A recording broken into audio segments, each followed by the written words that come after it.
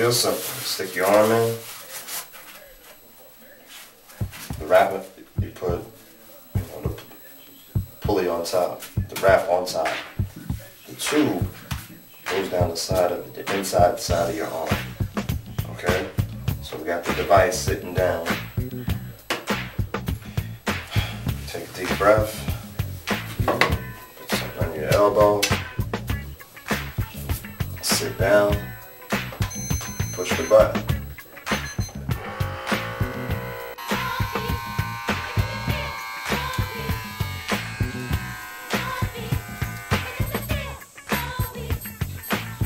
There's nothing I won't do, anything you want me to.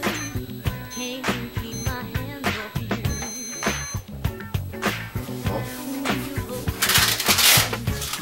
The numbers don't lie.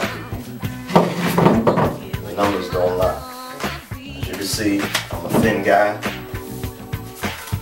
Still got a little six-pack left over. But the numbers don't lie.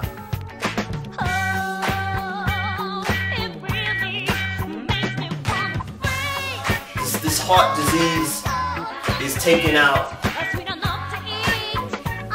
millions of people every year, and it's preventable. We start looking at other people, and I've got to put the emphasis on, got to keep it on the eyes, because skinny people have heart attacks just like heavy people. Alright, we're going to take a look at this list. And this list is from the Mayo Clinic, the world-renowned health experts. The list of things we need to get right, or to make our blood pressure right. Number one, lose extra pounds and watch your waistline. So I can throw that out. This is for us guys who are already in some type of decent shape, and for some reason our blood pressure is still high. Exercise regularly. Regular physical activity, at least 30 to 60 minutes most days of the week, can lower your blood pressure 4 to 9 milliliters. So that's what we're looking for. Here it says you have pre-hypertension, systolic pressure between 120 and 139, the diastolic pressure between 80 and 89. That's exactly where I am. So step 3, it says eat healthy diet. 4, it says reduce sodium in your diet, and that's salt. I'm not even a big salt shaker, but I have to pay attention to the diet, so I'm going to start writing down things. Limit the amount of alcohol you drink. I don't drink at all. I haven't had to drink since 2007, but my blood pressure is still high. Alright, so I got some things here. We're going to increase the fruit, the bananas, the oranges, the oatmeal. Okay, we're going to fall back from this stuff. My favorite, honey buns, because it's heavy in the saturated fats, and that's what skinny guy like me doesn't see. I don't see the fat build up on me, but it's building up on the inside of my arteries in the blood. 6, right? That was 5? Yeah. 6, avoid tobacco products, secondhand smoke. I don't smoke. No one around me smokes, so that one I can throw out. But for those of you who smoke watching, here's a tough one. Cut back on caffeine. The role caffeine plays in blood pressure is still debatable. Drinking caffeinated beverages can temporarily cause a spike in your blood pressure, but it is unclear whether the effect is temporary or long-lasting. I'm going to keep it real. I really think that is affecting me because my diet's been decent, my workout has been consistent, but that's one thing in my life that I really haven't cut back on, and that's the caffeine. I love my Coca-Cola. I love tea. And look, I hit it with a double whammy. I drink tea and coffee. I got a brand new percolator, so I hit the coffee hard. And the Dunkin' Donuts coffee, oh, man. Come on, let me show you something. Right? I got the Dunkin' Donuts bag I got the brand new old school percolator, but that is going to be a hard task for me.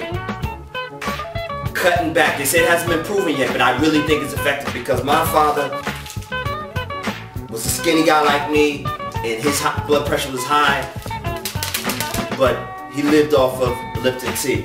So we're going to try and switch everything over to the decaf. Reduce stress. There it is. That caffeine and the stress. Caffeine already spikes you. Stress spikes you. To me, those are the biggies. Those are the reducing stress. I monitor your blood pressure at home and make doctor's appointments. I'm not a doctor guy, so I'm gonna monitor it. But I'm not gonna pretend like I don't have to go. And number 10, get support from your family. Alright, so the fruits, oatmeal, but the important thing is we gotta give these up. We gotta give up. I mix it up. You know, I got 9 different caffeine blacks. Tough. It's gonna be tough. But we want to drop down. We're at 131, 140 flux in there. We want to get it down to 120 and go. Because we want to live. Choose life, right? Amen. Let's get there. I just want to clarify another issue they have on the list, and that's the topic of stress and how important stress is to understand what stress is. Like, how does something that I see in my, say in my community or in the world, I see on the news, how do these things that I see enter my mind and affect me physically? And a good doctor taught me that what I see in the physical enters my mind mentally, but the mental thoughts produce chemical compounds in my blood. So the mental thoughts, the way that I think produces different type of chemicals, and that those chemicals build up. In the case of stress, it's a negative chemical that builds up in my blood, and it affects the foods that I eat, and it complicates it or compounds it, and that's how we have those blockages, and you hear people having strokes from stress. It's that which I see going on, or problems in, or not just, I don't want to say problems, but the effects of daily relationships with the world around me, whether it be relationship with the job, relationship with children, relationship with a significant other, relationship with self, relationship with my higher power, relationship with my finances, how all that computes mentally, turns into a chemical, manifests itself physically in my blood, is a serious issue. So it's important to manage that stress, and that's the challenge. That's a big challenge, and we'll see. In 30 days, we'll see how well we do toward this progress of getting this blood pressure down.